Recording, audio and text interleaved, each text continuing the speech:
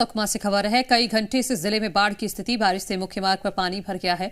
500 से ज्यादा यात्री जाम में फंसे हुए हैं। पिछले 48 घंटे से ज्यादा हुई है बारिश से हालात बेहद गंभीर हैं। ओडिशा से सुकमा को जोड़ने वाला पुल डूब चुका है। दोनों राज्यों का संपर्क पूरी तरह से टूट चुका है। तो ये हालात फिलहाल सुकमा में बने हुए हैं। तस्वीरें भी हम आपको दिखा रहे हैं। यहां कई घंटे से जिले में बाढ़ की स्थिति बनी हुई है। बारिश की वजह से जो मेन रास्ता है उस पर जल भराव हो गया है, जिसकी वजह से वहां जाम लग गया है। पिछले 48 घंटे से लगातार क्योंकि बारिश हो रही है और इस वजह से जो ओडिशा और सुकमा को जोड़ने वाला पुल है वो भी पूरी तरह से डूब चुका है। सुकमा जिले में पिछले 48 घंटे से बाढ़ जैसे हालात हैं और लगातार हो रही बारिश से लोगों के जनजीवन पर सीधा सीधा प्रभाव पड़ रहा है। इस वक्त हम राष्ट्रीय राजमार्ग 30 पर दोरनापाल के पास मौजूद हैं। यहाँ NH 30 पर लगभग 4 से 5 फीट का पानी भर चुका है, जहां दोरनापाल में 15 से 20 यात्री बसें और 100 से अधिक गाड़ियां आसपास के इलाके में फंसी हुई हैं। कई राज्यों के यात्री यहां पर फंसे हुए। पीछे आप देख सकते हैं, पीछे के हालात देख रहे हैं। यहाँ पर बड़ी संख्या में लोग मौजूद हैं और सुरक्षा को देखते हुए पुलिस भी यहाँ पर तैनात है और प्रशासन ने अपील की है कि किसी भी तरह से उफनते नाले को पार कर जान जोखिम में न डालें। और जिस तरह के हालात यहाँ पर बने हुए हैं, उड़ीसा का जो पुल है वो भी पिछले 48 घंटे से भरा हुआ है, जिस वजह से उड़ीसा से भी संपर्क टूटा हुआ है। वहीं तेलंगाना, उड़ीसा और महाराष्ट्र समेत तमाम राज्यों के सैकड़ों यात्री यहाँ पर फंसे हुए हैं। अमन भदौरिया, जी न्यूज, सुकमा। और वहीं बस्तर में मूसलाधार बारिश से नदी नाले उफान पर हैं, जिससे जनजीवन पूरी तरह से प्रभावित हो चुका है। नगर पंचायत बारसूर का जिला मुख्यालय दंतेवाड़ा और पड़ोसी जिलों नारायणपुर, जगदलपुर से संपर्क टूट गया है। बीते सोमवार रात से हो रही मूसलाधार बारिश ने नगर पंचायत बारसूर और आसपास के 2 दर्जन से भी ज्यादा गांव में पूरा कहर बरपाया है। बारिश से बारसूर को जगदलपुर और चित्रकूट से जोड़ने वाली सड़क में भी पुल टूट चुका है, जिससे आवागमन पूरी तरह से बाधित हो चुका है। वहीं बारिश से बिजली व्यवस्था भी पूरी तरह से ठप हो चुकी है। घंटे से हो रही मूसलाधार बारिश ने दंतेवाड़ा जिले में पूरा कहर बरपाया है।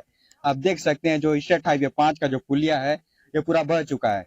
लगातार हो रही बारिश ने पूरा कहर बरपाया है और जो जिससे पूरा नदी नाले उफान पर थे और लगातार जो है बारिश होती रही एक ही रफ्तार से, तो इस कारण जो है पूरा पुल जो है ढह चुका है। आप देख सकते हैं, जो अभी भी जो यात्री है वो अभी पूरा सीढ़ी से उतर रहे हैं, सीढ़ी से जो आना जाना कर रहे हैं। और जो उस पार भी हैं, कई यात्री फंस चुके हैं और इधर भी देखेंगे कई सारे यात्री फंस चुके हैं।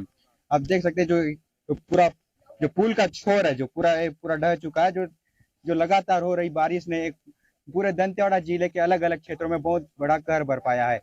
देखा जाए तो इसके लिए सुरक्षा व्यवस्था का भी इंतजाम किया गया था। जिला प्रशासन और SDRF की टीम हर जगह मुस्तैद थी और लगातार इन क्षेत्रों पर दौरा कर रही थी। अब देखना है कि जो पुल जो ढह गया, इस पुल का मरम्मत कब तक किया जाता है और इसके लिए जिला प्रशासन क्या कार्रवाई करती है। ग्राउंड जीरो से रिकेशोर राणा, जी मीडिया, दंतेवाड़ा। तो कई गांव में बारिश ने कहर बरपाया है। ये तस्वीरें आप देखिए, तेज बारिश हुई है और किस तरीके से यहाँ पर घरों को भी नुकसान पहुंचा है। इसके साथ ही जो पुल है वो भी टूट चुका है, जिससे आवागमन पूरी तरह से बाधित हो गया है। नगर पंचायत बारसूर का संपर्क टूट गया है। पुल टूटने की वजह से जिला मुख्यालय से दंतेवाड़ा से संपर्क टूट गया है। और ये देखिए, आंधी बारिश का कहर जो है वो लगातार देखने को मिल रहा है। कई गांव ऐसे हैं जहां पर जलभराव की स्थिति बन गई है और लोग पलायन करने को मजबूर हो रहे हैं। सुरक्षित जगहों पर लगातार लोगों को पहुंचाया जा रहा है। वहीं बीजापुर में बाढ़ ने तबाही मचाई है। बीजापुर दंतेवाड़ा जिले में तबाही, कई गांव बाढ़ में डूब चुके हैं। गांव में कई घर क्षतिग्रस्त हुए हैं। बाढ़ में कई परिवार बेघर हो गए। लगातार इंद्रावती नदी का जलस्तर बढ़ रहा है। तस्वीरें आपके सामने बीजापुर से हम दिखा रहे हैं। यहां बीजापुर और दंतेवाड़ा दोनों ही जिलों से तबाही की तस्वीरें सामने आ रही हैं। गांव के कई घर पूरी तरह से क्षतिग्रस्त हो चुके हैं, जो आप तस्वीरों में देख रहे हैं। बाढ़ की वजह से कई परिवार बेघर हो गए हैं।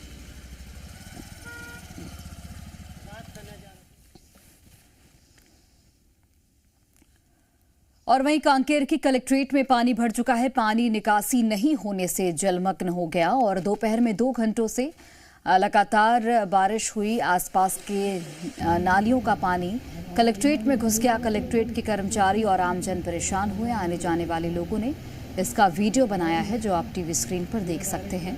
ये कलेक्ट्रेट परिसर है जिसमें पानी भर चुका है और ये नाली का गंदा पानी है, जिसकी वजह से जो कलेक्ट्रेट के कर्मचारी हैं और जो आने जाने वाले लोग हैं उन्हें भी परेशानी झेलनी पड़ी। 2 घंटे की बारिश और उसके बाद कुछ इस तरीके के हालात देखने को मिले हैं।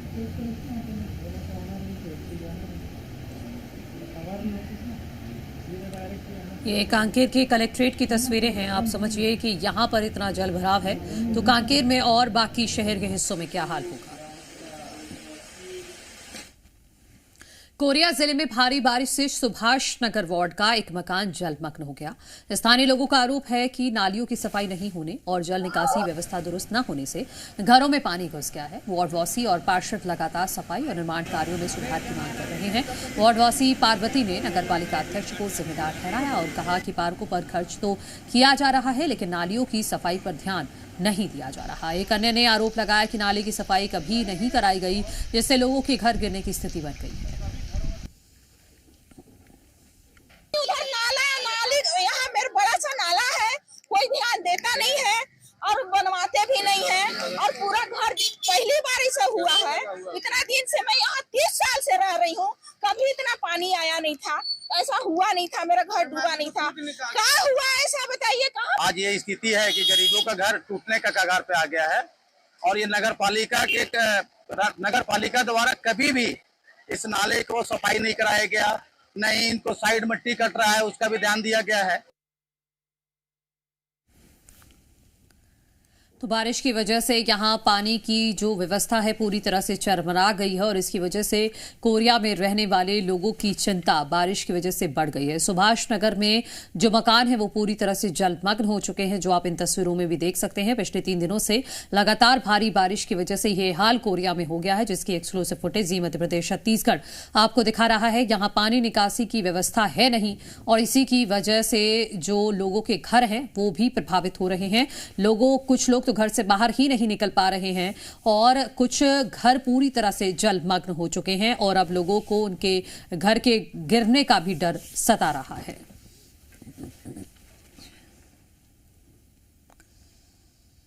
और जगदलपुर से खबर है, बारिश से रेल सेवा बाधित हो गई है। रेलवे ट्रैक पर पहाड़ का मलबा गिरा है, रेलवे ट्रैक हुआ क्षतिग्रस्त। कई जगहों पर रेलवे ट्रैक धंसा है। किरंदुल विशाखापट्टनम पैसेंजर यहाँ पर अरकू तक चलेगी पैसेंजर ट्रेन, ये जानकारी मिली है।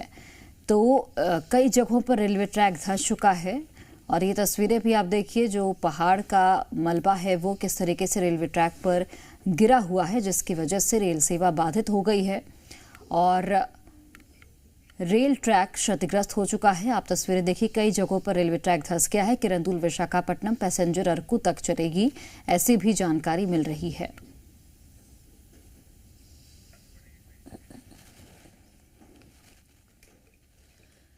बीजापुर में उफान पर इंद्रावती नदी, नेशनल हाईवे 163 बंद हो गया है। नगर सेना की टीम मौके पर तैनात है। प्रशासन ने लोगों से अपील की है, अनावश्यक यात्रा से बचने की अपील की गई है। तो नेशनल हाईवे 163 बंद कर दिया गया है। जी मध्य प्रदेश छत्तीसगढ़ एक्सक्लूसिव जानकारी आपको दे रहा है। उफान पर है क्योंकि इंद्रावती नदी और इसी वजह से नेशनल हाईवे 163 को बंद करना पड़ा है। नगर सेना की टीम को यहां पर तैनात किया गया है और प्रशासन की तरफ से लोगों से यही अपील की जा रही है कि बेवजह यात्रा करने से बचें।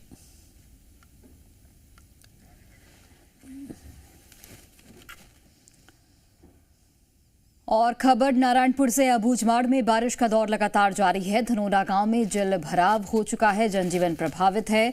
बच्चों से भरी स्कूल बस पानी में फंसी है। आईटीबीपी के जवानों ने लोगों का रेस्क्यू किया, बच्चों का सुरक्षित रेस्क्यू किया गया है, ओरछा रवाना किया गया। तो ये खबर आप तक पहुंचा रहे हैं। अबूझमाड़ में बारिश लगातार हो रही है और किस तरीके से जल भराव हो चुका है वो आप देखिए। आईटीबीपी के जवानों ने लोगों का रेस्क्यू किया है, जो लोग फंसे हुए थे उन्हें बचाया गया है और इसके साथ ही लोगों को अलर्ट रहने की भी यहाँ पर अपील उनसे की जा रही है। हम कल सुबह ही ये हमारे सोरछा से प्रोग्राम के लिए छिरीबेड़ा गए थे। उधर से वापस आते टाइम यहाँ राजपुर और धनोरा के बीच बाढ़ आ गई थी, तो हम फंस गए थे वहाँ पे। उसी बीच आईटीबीपी, आर्मी सर वो आ गए और हमारी हेल्प की उन्होंने।